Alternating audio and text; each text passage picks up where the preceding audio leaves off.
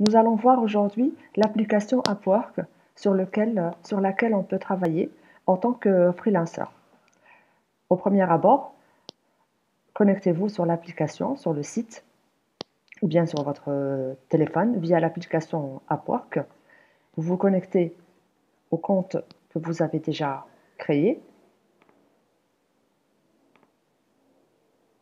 Là, vous allez tomber sur votre page d'accueil avec toutes les informations, votre photo de profil, votre profil sur le côté droit et ce qui nous intéresse, les offres d'emploi. Sur Upwork, les clients postent leurs offres d'emploi et elles vous apparaissent sur votre mur. Là, vous avez un petit résumé de chaque offre, une vision globale de chaque offre, avec le titre de l'offre. Là, c'est les critères de l'offre, le prix, le niveau et à quelle heure elle a été postée. Là, c'est un petit aperçu de l'offre. Si vous voulez la voir plus en détail, vous cliquez dessus. Là, c'est des informations sur le client.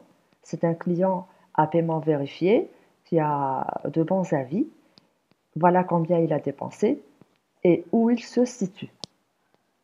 Donc, vous défilez. Il faut savoir que Upwork va automatiquement vous faire apparaître les offres qui correspondent le plus à votre profil. C'est-à-dire, si vous êtes dans le domaine de l'informatique, vous allez avoir des offres plus vers l'informatique. Si vous êtes dans le domaine des langues comme moi, je vais avoir plus d'offres sur le domaine des langues. Et sinon, vous pouvez encore affiner votre recherche sur la barre de recherche, là, par exemple, Search for Job. Vous pouvez écrire le job que vous recherchez directement ou écrire un mot-clé. Personnellement, je travaille en langue française, donc je vais mettre French pour avoir les offres d'emploi où il y a le mot French, où ils recherchent des gens qui parlent en français. Par exemple, celle-là. French SEO Content Writer Needed. Il faut noter que même si la personne recherche une personne qui parle français, ils auront plus tendance à écrire leurs annonces en anglais. Vous pouvez trouver des annonces en français, mais la plupart du temps, elles seront en anglais. Donc, il faudra un minimum comprendre la langue. Là, je vais avoir toutes les offres où il y a le mot French. Si je veux encore plus filtrer ma recherche, sur le côté gauche, je vais avoir des filtres. Je peux choisir par catégorie. Je filtre par catégorie et j'aurai que la catégorie que j'ai cochée. Sinon, vous pouvez filtrer par niveau, c'est-à-dire le niveau recherché par les employeurs, niveau débutant, intermédiaire ou expert. Vous pouvez rechercher par type de travail, payé à l'heure ou payé au projet. Mais en premier lieu, si vous êtes nouveau sur Upwork, il vaut mieux ne pas trop filtrer pour avoir le plus d'offres possible. Donc là, je reviens à mes offres. Privilégiez plutôt les offres qui ont été les plus récemment postées. Vous aurez l'information ici. Là, par exemple, cette offre a été postée à 53 minutes. Celle-là, il y a 9 minutes. Donc, le client va répondre bien sûr aux premiers qui auront fait une offre. Vérifiez aussi si le client est un client vérifié. Ça, c'est un client à paiement vérifié, ce qui est bon pour vous. Personnellement, je ne privilégie pas les clients qui n'ont pas de paiement vérifié. Par exemple, celui-là, Payment Unverified. Donc, il n'a jamais embauché sur Upwork, c'est sa première fois. Cela ne veut pas dire que c'est un mauvais client, mais moi, personnellement, je ne les privilégie pas.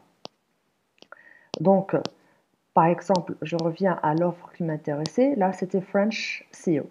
Ça, c'est un travail qui est payé au projet. Ce n'est pas payé à l'heure. Donc, il a un budget de 100 $.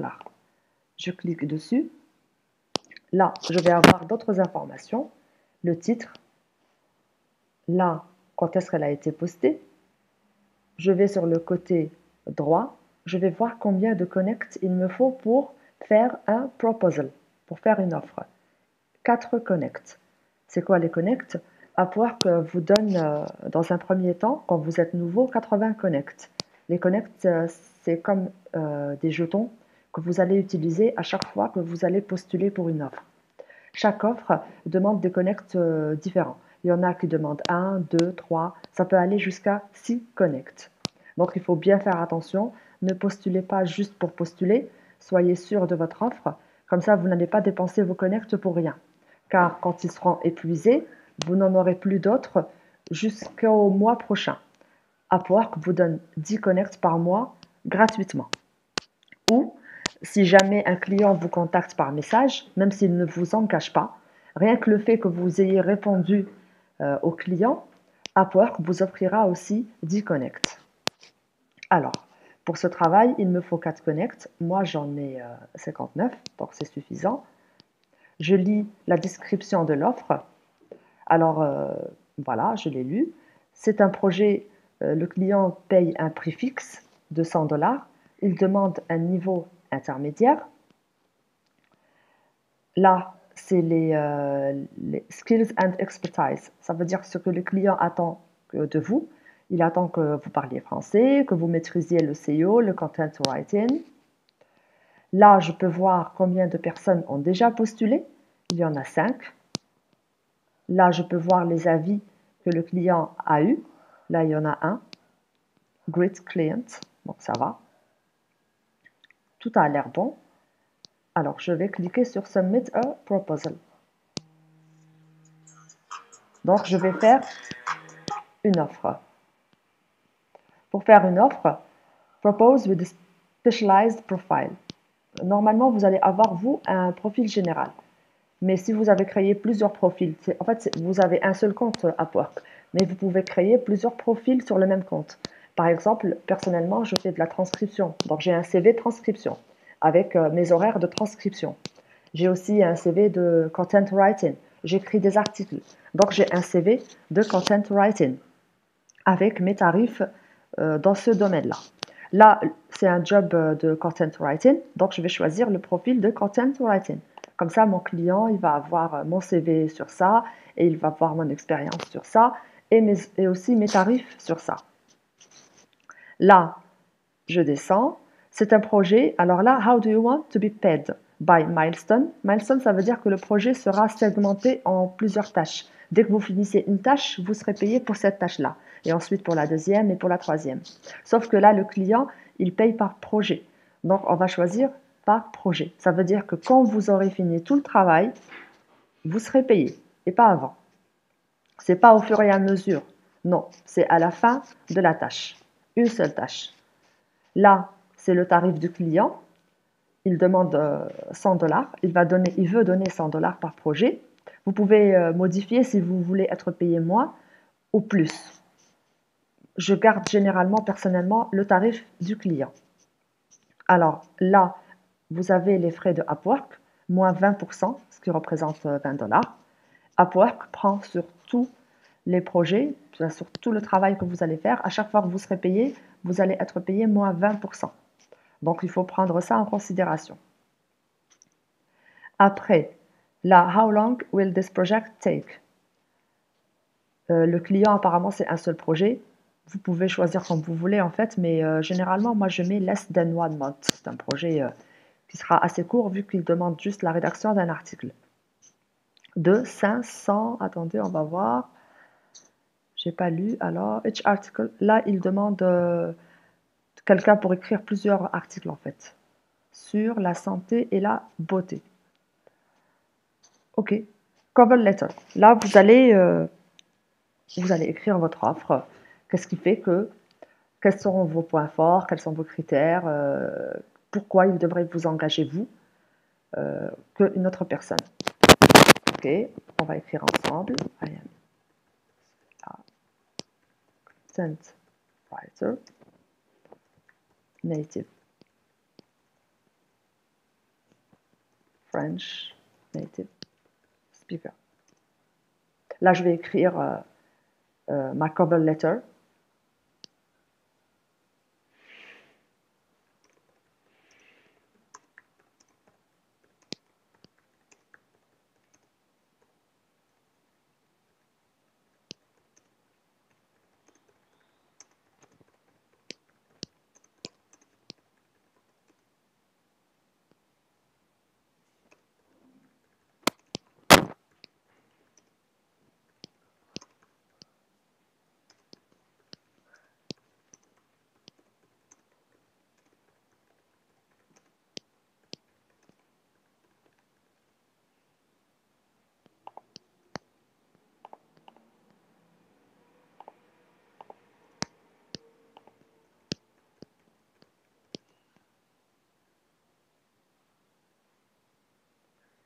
OK, là j'ai terminé d'écrire et j'appuie sur Submit a Proposal.